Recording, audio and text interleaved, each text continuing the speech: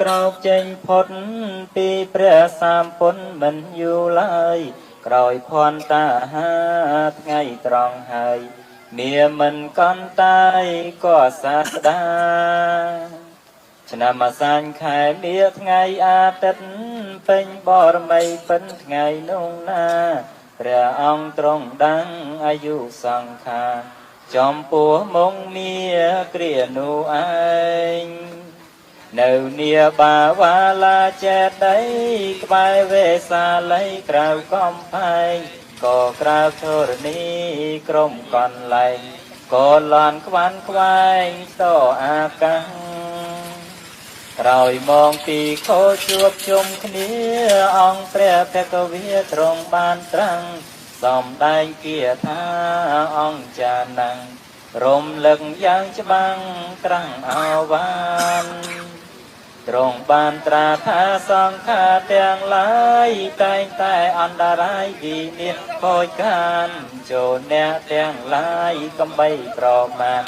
ប្រឹងប្រែងសង្វានឲ្យសម្រាញ់ការទាញតែស្មូនឆ្នាំងដំដន់ដោយដីដូចក្ដីធំក្ដីឆឹកចិនយ៉ាងណាចុងក្រោយរមែងតែមានកិរិយា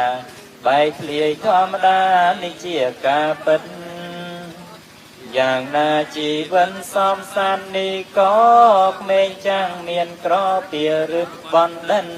ចុងក្រោយរមែងតែតែងស្លាប់ពិន